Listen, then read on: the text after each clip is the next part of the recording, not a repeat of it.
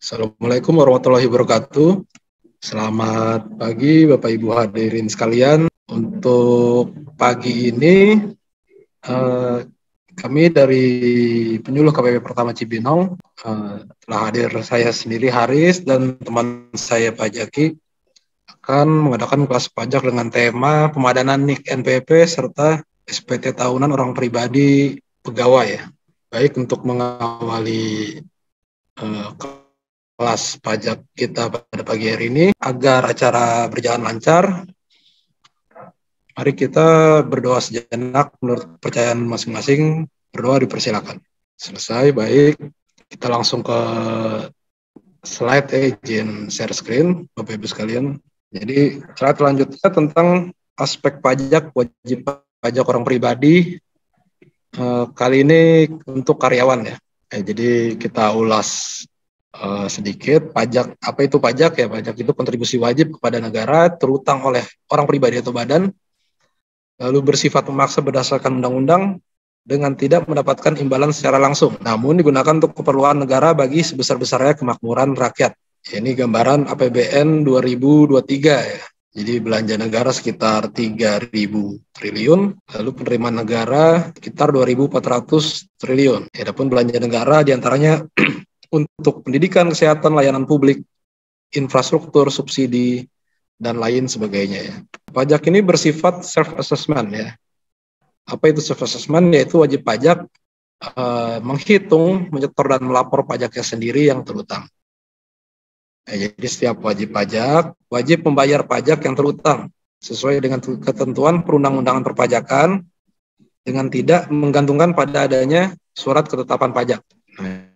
Ini kewajiban wajib pajak orang pribadi dan badan meliputi pembayar pajak, pemotong pajak, dan pemungut pajak yang mempunyai hak dan kewajiban perpajakan sesuai dengan ketentuan perundang-undangan perpajakan. Lalu kewajiban wajib pajak orang pribadi karyawan apa? Pertama, daftar ya. Jadi untuk Bapak Ibu sekalian yang belum mendaftarkan diri untuk memperoleh NPWP, silakan daftar. Lalu melakukan penyetoran jika ada pajak terutang, baik yang dipotong pihak lain atau setor sendiri. Lalu yang terakhir, lapor, yang melaporkan pajak yang telah dipotong atau setor sendiri pada SP tahunan. Pun ketentuan mendaftarkan diri, ini diwajibkan untuk setiap wajib pajak yang telah memenuhi persyaratan subjektif dan objektif ya kepada Direktorat Jenderal Pajak yang wilayah kerjanya meliputi tempat tinggal atau tempat kedudukan wajib pajak. Daftarnya melalui website ya di irek.pajak.go.id. Adapun yang perlu disiapkan yakni email. Email ini harus email yang belum pernah didaftarkan di IREK ya. Lalu KTP dan kartu keluarga. Ya, tutorialnya banyak, bisa dilihat di YouTube KPP Cibinong. Lalu kewajiban yang kedua yakni setor. Pada umumnya karyawan ini dikenakan PPh pasal 21 ya. Untuk karyawan ini, nah itu udah dihitung dan disetor oleh pemberi kerja. Sehingga karyawan biasanya itu tidak perlu setor sendiri PPh-nya. Namun jika perusahaan tidak memotong PPh pasal 21 sehingga mengakibatkan SPT tahunan karyawan kurang bayar, maka karyawan harus menyetorkan sendiri PPh yang terutang pada SPT tahunan. Ini biasanya terjadi kalau dalam suatu tahun kerja di dua perusahaan yang berbeda. Itu akan menyebabkan kurang bayar. Kenapa? Karena PTKP-nya double biasanya. Begitu juga karyawan mempunyai penghasilan lainnya seperti bunga bank, royalti, sewa selain tanah dan bangunan, hadiah perlombaan, dan lain-lain. Nah, itu karyawan sendirilah yang menyetorkan PPh kurang bayar tersebut karena si pemberi kerja tidak mengetahui ya terkait penghasilan lainnya. Adapun lapor ini paling telat untuk orang pribadi karyawan itu di 31 Maret tahun berikutnya. Untuk SPT kurang bayar, PPh wajib disetor sebelum melapor SPT tahunan. Ya, jadi jika jika SPT tahunannya muncul kurang bayar, itu harus disetorkan dulu baru bisa lapor.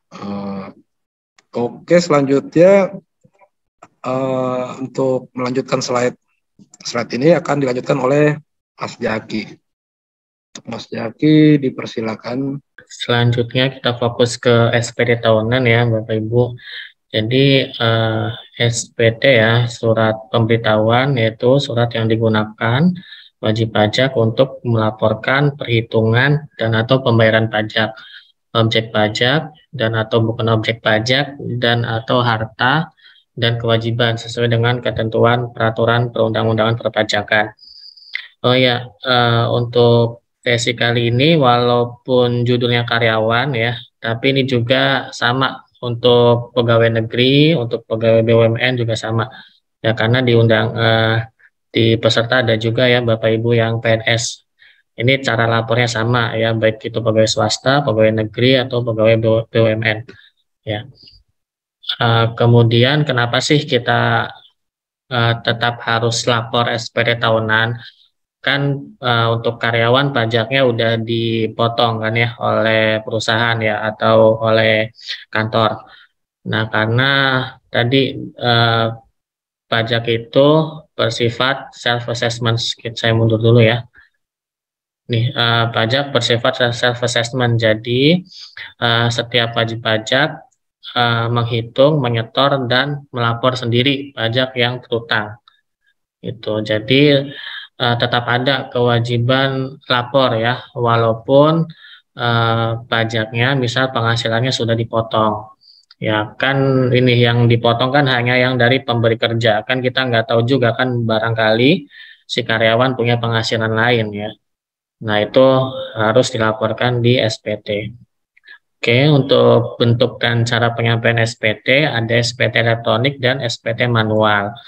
Nah, untuk SPT elektronik ini ya yang populer, yang gratis di laman DJP online atau ada juga laman PJAP, penyedia jasa aplikasi perpajakan. Nah, PJAP itu kayak vendor ya, terdaftar resmi di DJP, itu juga bisa lapor lewat sini, tapi yang umum di DJP online. Nah, dan untuk pegawai negeri ya, untuk PNS, ASN, TNI, Polri itu wajib SPT elektronik. Jadi untuk PNS, TNI, Polri wajib lapor di DJP online. Nah, kemudian bisa juga lapor SPT manual. Nah, SPT manual itu jadi kita masih nulis di kertas. Itu bisa langsung ke TPT atau melalui pos atau jasa ekspedisi ya. Tapi kami sarankan lapor saja lewat DJP online karena itu lebih mudah. Nah, kemudian bagi yang sudah pernah lapor SPT elektronik, laporan SPT selanjutnya wajib dengan SPT elektronik. Jadi kalau tahun-tahun kemarin sudah lapor di DJP online ya, untuk selanjutnya wajib lapor di DJP online juga. Nggak bisa kembali ke manual. Nah, kemudian ini ada sanksi administrasi ya jika terlambat atau tidak lapor.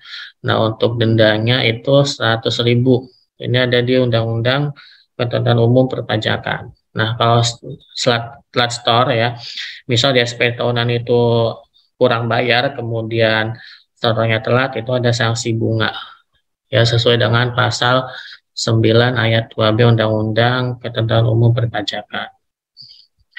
Nah, kemudian selanjutnya ada e-filing. Jadi, e-filing itu cara penyampaian SPT tahunan secara elektronik yang dilakukan secara online dan real time ya di DJP online. Kemudian di DJP online menunya ada e-filing, ada e-form. Untuk e-filing ada SPT 1770 SS.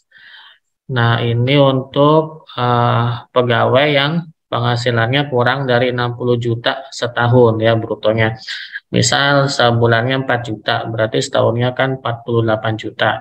Maka dia lapor menggunakan 1770 SS.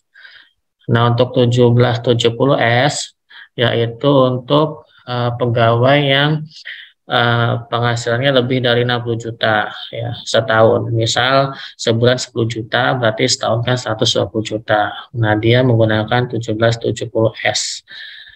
Ya, untuk 1770 ya, ini untuk pengusaha ya. Untuk pengusaha atau pekerja bebas. Nah, kemudian ini registrasi DJP online ya, hanya mengingatkan kembali kalau bagi yang sudah lapor, kalau yang belum lapor boleh disimak. Nah, setelah dapat EVIN nanti klik belum registrasi ya atau daftar di sini ya kalau sekarang. Nah, kemudian ini masukkan NPWP dan EVIN. kemudian kode keamanan, dan klik submit. Ya, nanti Bapak Ibu masukkan emailnya, ya, terus nomor handphone dan kata sandi. Jadi kita buat kata sandi. Nah, kemudian setelah klik submit, nanti ada link yang masuk ke email Bapak Ibu. Ya, kemudian klik aktifkan akun. Kemudian kalau misal Bapak Ibu lupa akun DJP online, silakan klik lupa kata sandi. Ya, kemudian masukkan juga NPWP dan EVIN-nya.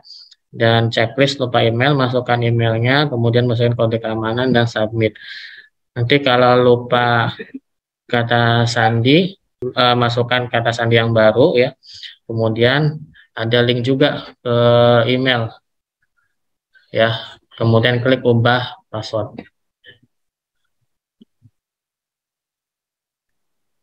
Nah, ini yang perlu disiapkan ya sebelum lapor SPT tahunan. Yang pertama, bukti pemotongan pajak. Jadi Bapak Ibu pastikan sudah dapat 1721A1 untuk pegawai swasta dan A2 untuk pegawai negeri, ya, dari bendahara, kantor atau perusahaannya. Kemudian daftar penghasilan lain, ya, jika ada. Kemudian daftar harta dan utang. Kemudian daftar tawan keluarga, anak istri, ya, jika ada. Kemudian bukti pembayaran zakat atau sumbangan keagamaan jika ada. Nah, kemudian siapkan juga laptop atau komputer ini untuk e-filing dan e-form. Nah, kalau untuk e-filing sendiri, Bapak Ibu untuk karyawan atau pegawai bisa menggunakan HP juga, ya, bisa. Jadi bisa HP atau bisa laptop. Kemudian pastikan juga koneksi internetnya lancar, ya. Ini ada simulasi pengisian 1770 SS. Ya, 1770 SS berarti untuk pegawai yang penghasilannya kurang dari 60 juta. Silakan login DJP online. Kemudian klik lapor, kemudian klik e-filing, ya. Kemudian buat SPT. Nanti ada pertanyaan, apakah Anda menjalankan usaha atau pekerjaan bebas? Nanti pilih tidak. Yang kedua juga pilih tidak. Nah, yang ketiga, apakah penghasilan bruto selama setahun kurang dari 60 juta? Ya, kalau iya kurang, pilih ya, ya. Kemudian masukkan tahunnya. Nah, untuk sekarang berarti tahun 2022, ya. Kemudian klik selanjutnya. Nah, kemudian ini diisi pajak penghasilan, misal penghasilan bruto setahun, ya, misal 58 juta. Kemudian pengurang tuh contohnya biaya jabatan, ya, atau untuk pensiunan, biaya pensiun. Ini bisa dilihat di bukti potongnya. Kalau nggak ada, ya tulis 0. Kemudian penghasilan tidak kena pajak, ya, berapa. Nah, kemudian penghasilan kena pajaknya berapa dan PP yang dipotong oleh pihak lain. Nah, kemudian klik berikutnya, ya. Nah, bagaimana kalau misal ada pertanyaan, mungkin di sini ada Bapak Ibu yang di dalam tahun 2022 tidak bekerja atau tidak berpenghasilan, ya, tetap wajib lapor SPT tahunan Bapak Ibu. Nanti di SPT-nya ditulis 0. Jadi misal penghasilan bruto, ya tulis saja 0, pengurang tulis 0, PTKP berapa, nanti ini 0 semua gitu, ya. Kemudian ini penghasilan yang dikenakan PPh final, ya, misal untuk PPh final itu Bapak Ibu jual tanah, misalnya itu kena PPh final, ya, atau UMKM juga kena PPh final, ya. Nah, kalau nggak ada tulis saja 0. Kemudian ini penghasilan yang dikecualikan dari objek pajak, kalau nggak ada tulis saja 0. Ya, kalau ada diisi, contohnya misal Bapak Ibu dapat hibah atau warisan, nah itu masuk penghasilan yang dikecualikan dari objek pajak. Kalau nggak ada, tulis saja 0. Kemudian klik berikutnya. Kemudian ini jumlah keseluruhan harta dimiliki pada akhir tahun. Nah, untuk 1770 SS memang tidak dirinci, ya, hartanya. Jadi cukup diglobalkan saja jumlah hartanya. Misal punya HP harga 2 juta, kemudian misal punya motor harga 20 juta misal. Berarti hartanya 22 juta. Atau misal punya rumah subsidi misal harga 200 juta gitu. Kemudian punya motor harga 20 juta misal, jadikan 220 juta. Intinya kalau 1770 SS hanya nominalnya saja yang digabungkan gitu. Kemudian nomor 12 jumlah keseluruhan kewajiban atau utang. Ya, kalau punya utang, ya misal utang ke bank ya atau ke lembaga pembiayaan, silakan ditulis nilainya berapa ya. Ini kondisi per 31 Desember 2022. Kalau nggak ada, tulis 0. Kemudian klik berikutnya, kemudian centang setuju. Selanjutnya, ya, kemudian nanti muncul halaman ini ya, kemudian ambil kode verifikasi, klik di sini. Nah, ketika kita klik di sini, kemudian muncul ini ya, pilih media pengiriman. Ya, misal ke email, nanti di email muncul kode verifikasi seperti ini, tinggal di copy, dipastekan ke sini, masukkan kode verifikasi, kemudian klik kirim SPT. Tuh. Nah, jika berhasil nanti ada BPS-nya, bukti penerimaan elektronik ya di bagian depan di arsip SPT. Dan BP ini juga dikirimkan ke email. Nah, sekarang untuk 1770S ya, ini mungkin agak sedikit lebih rumit ya daripada tadi yang 1770SS. Nah, biasa pertama login DJP online, kemudian pilih lapor, pilih e-filing, kemudian klik buat SPT. Nah, ini bedanya di nomor 3, apakah penghasilan bruto selama setahun kurang dari 60, kalau lebih berarti pilih tidak. Ya, kemudian Anda dapat menggunakan 1770S, pilihlah form yang akan digunakan. Ya, bisa dengan formulir atau dengan panduan ya. Misal ini dicontoh ini dengan formulir. Kemudian klik SPT 1770S dengan formulir. Ya, isi tahunnya, kemudian klik selanjutnya. Nanti pertama ini ya bagian 2, lampiran 2 bagian A, penghasilan yang dikenakan PPh final.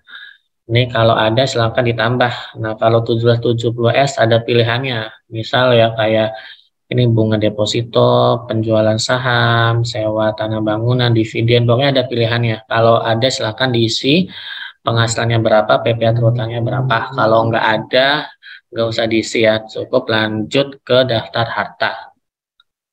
Nah, kemudian daftar hartanya diisi, klik tambah, atau kalau sebelumnya tahun lalu sudah pernah lapor SPT juga, bisa klik harta pada tahun lalu, nanti muncul ya hartanya. Tinggal bisa diubah atau dihapus atau ditambah. Ya, misal punya tabungan, punya saham, punya tanah, mobil, motor, misal iPhone dan sebagainya. Ya, kemudian klik simpan. Ya, di sini tambah harta baru ya. Nah, kode harta, nama, tahun perolehan, harga perolehan, keterangan, klik simpan. Oke. Selanjutnya setelah harta diisi, kita isi utang ya. Kalau ada, boleh klik tambah. Nah, nanti kode utang, nanti ada kodenya di situ, nama pemberi pinjaman, misal Bank A gitu, alamatnya di mana, tahun peminjaman, jumlah berapa simpan. Ya, kalau nggak ada, ya abaikan saja. Lanjut ke daftar tanggungan. Nah, ini daftar tanggungan untuk keluarga ya, yang sudah berkeluarga, masukkan istri dan anak yang masih dalam tanggungannya. Klik tambah, kemudian masukkan nama, nik, hubungan keluarga, misal istri, pekerjaan, misal apa IRT gitu. Nah, kemudian klik simpan. Kalau sudah lapor di tahun lalu, bisa klik tanggungan pada SPT tahun lalu. Ya, kemudian ini penghasilan dalam negeri lainnya ya. Kalau dapat penghasilan seperti ini bisa diisi bunga, royalti, sewa, hadiah, keuntungan penjualan harta, penghasilan lain dan sebagainya.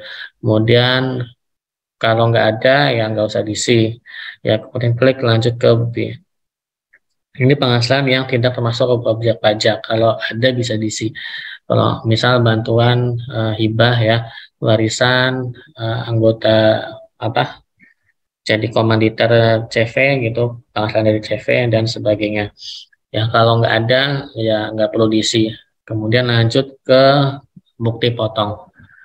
Nah, ini yang wajib diisi ya Bapak Ibu. Bukti potong dari perusahaan atau dari kantornya. Klik tambah, nanti jenis pajaknya pilih PP21, NPWP pemotongnya berapa ya, kemudian nomor bukti pemotongan, tanggal bukti pemotongan, ini semua informasi ini ada di bukti potongnya, kemudian jumlah PP yang dipotong berapa. Nah, misal seperti ini ya jadinya. Dan klik selanjutnya. Nah, kemudian ini diinduk, pilih status perkawinan, kawin atau tidak ya. Kemudian lanjut ke bagian A, kemudian ini ada penghasilan neto. Ini silakan disamakan dengan di bukti potongnya ya, nilainya disamakan. Kemudian ini ada zakat, sumbangan keagamaan, wajib jika ada ya. Nah, untuk zakat ini Bapak Ibu nanti kalau ada mengakibatkan lebih bayar. Jadi kalau ada zakat pastikan harus ada bukti penyetoran zakatnya ya. Nanti diupload bukti penyetoran zakatnya kalau ada. Kalau nggak ada bukti penyetoran zakat, nanti nggak dianggap zakatnya, nggak dianggap lebih bayar. Kemudian kalau sudah lanjut ke B, nah seperti ini PTKP-nya berapa diisi ya. Kemudian lanjut bagian C. Pokoknya kalau Bapak Ibu hanya mendapat penghasilan dari kantor, dari satu pemberi kerja, misal saya nih hanya dapat penghasilan dari KPP Cibinong, nah harusnya isian SPT ini sama dengan bukti potong ya. Jadi jatuhnya jumlah PP terutang jadinya nihil gitu. Kecuali tadi misal ada zakat ya jadinya lebih bayar, atau ada penghasilan lain misal dari dua pemberi kerja, saya kerja di dua kantor misal, nanti jadi jatuhnya kurang bayar gitu. Kalau hanya satu pemberi kerja itu harusnya nihil. Kemudian lanjut ke bagian D. Nah ini nol semua ya. Kemudian lanjut bagian E, lanjut bagian F. Nah ini nihil jadinya. Kemudian lanjut ke pertanyaan, centang setuju. Selanjutnya, nah kemudian ambil token ya di sini. Kemudian token atau kode verifikasi dikirimkan ke email ya, di copy, pastekan ke sini, masukkan kode verifikasi, kemudian kirim SPT. Nah ya, kalau sudah nanti ada bukti penerimaan elektronik.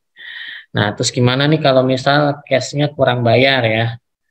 Nah biasanya gini, kalau yang biasa kami teliti ya kalau kurang bayar. Yang pertama, kesalahan penulisan. Ya, nominal pada SPT tidak sama dengan nominal pada bukti potong. Nah, nanti dicek kembali isian SPT-nya. Pokoknya harus sama dengan bukti potong. Kalau misal bukti potongnya salah, berarti minta ke kantornya untuk revisi bukti potong. Nah, kemudian PTKP pada SPT tidak sama dengan PTKP pada bukti potong. Nah, dicek kembali nih. Nah, PTKP-nya disamakan. Kalau misal ternyata bukti potongnya salah, ya berarti minta aja ke bendaharanya untuk dibuat bukti potong yang baru. Itu. Nah, PTKP ini kondisi per 1 Januari tahun berjalan. Misal 1 Januari 2022 gitu. Nah, terdapat penghasilan lainnya selain penghasilan dari pemberi kerja. Ya tadi misal saya kerja di dua tempat, atau saya punya usaha lagi, atau saya misal jual mobil gitu ya. Nah, itu nanti ada penghasilan tambahan. Nanti memang jatuhnya kurang bayar. Nah, kurang bayarnya harus di store. Atau ini mendapat penghasilan lebih dari satu pemberi kerja. Nah, memang jadinya kurang bayar. Gitu. Nah, kalau kurang bayar, misal seperti ini ya, jatuhnya kurang bayar, maka muncul nih status SPT Anda kurang bayar. Sudahkah Anda melakukan pembayaran? Nanti klik belum. Nah, kemudian buat kode billing. Ya. Nanti kode billingnya muncul seperti ini. Nah, kode billingnya ini silakan bayarkan ya ke kantor pos atau ke bank ya, atau ke lembaga persepsi lain. Ya, daftarnya ada di sini nih, lembaga persepsi. Ya, contoh misal bisa di Tokopedia, di Bukalapak, di Indomaret, ya, dan sebagainya ada di sini. Nah, kemudian kalau sudah bayar, nah kembali lagi ke SPT-nya, klik sudah, ya, saya sudah melakukan pembayaran. Nah, masukkan tanggal pelunasannya, tanggal bayar, misal tanggal hari ini, kemudian klik tambah. masukkan centang NTPN, kemudian nomor NTPN. Nomor NTPN itu nanti ada di bukti bayar. Jadi misal setelah Bapak Ibu bayar ke bank, nanti ada bukti bayarnya. Di bukti bayar itu ada namanya NTPN, nomor transaksi penerima negara. Ya, ditulis nomor NTPN-nya, kemudian tanggal bayar kapan, jumlah simpan. Nah, untuk tadi yang paling praktis, billing bisa dibuat di SPT ya. Ini, tapi bisa juga Bapak Ibu buat billing di DJP online menu bayar ya, seperti ini. Nanti jenis pajaknya 411125, jenis setorannya 200.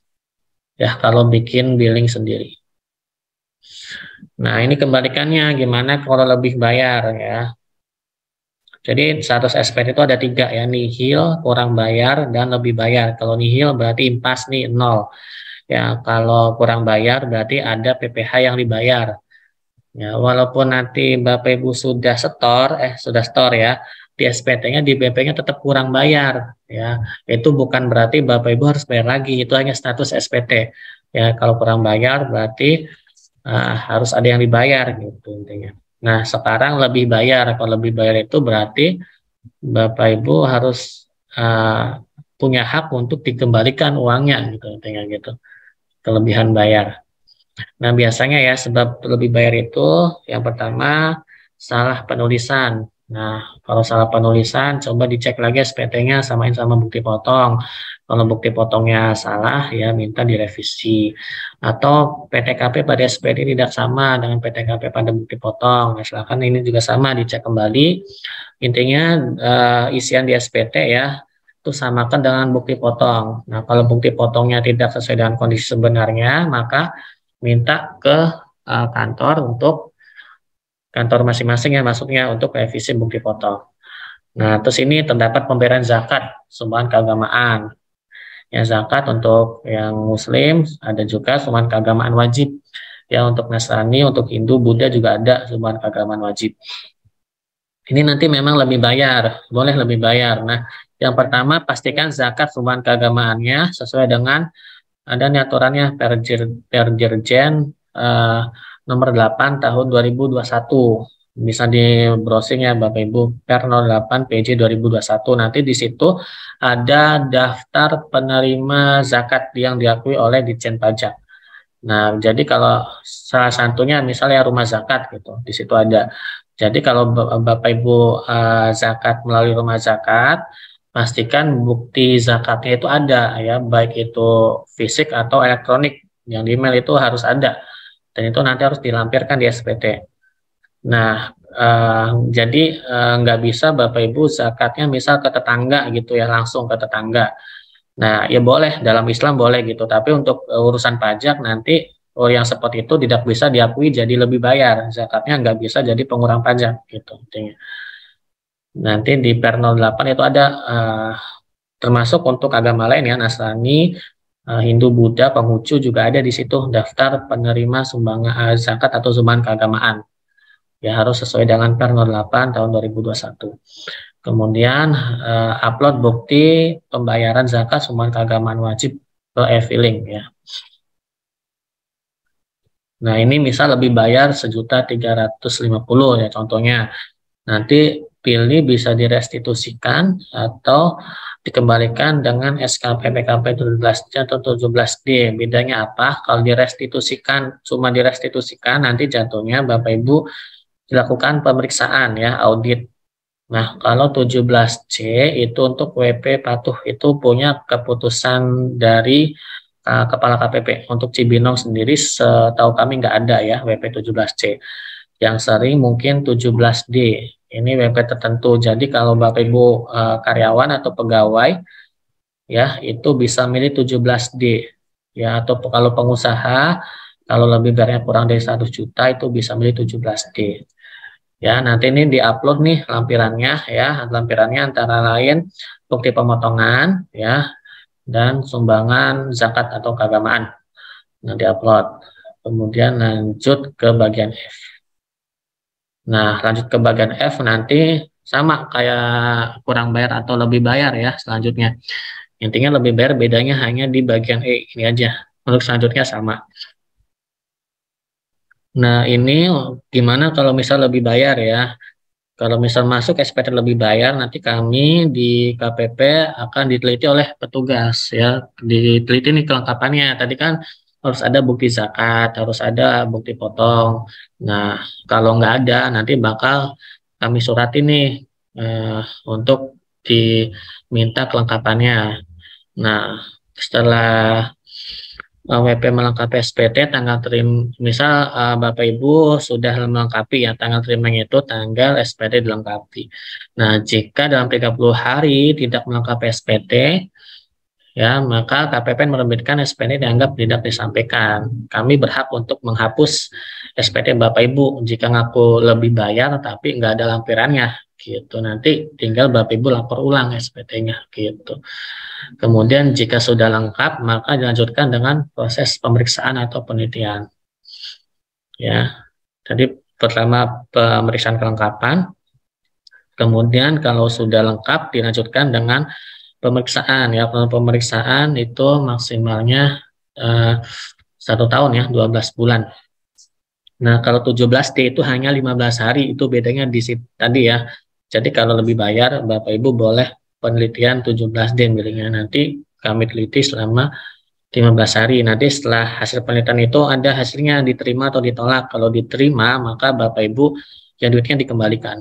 Kalau ditolak di penelitian, maka nanti lanjut ke pemeriksaan. Gitu.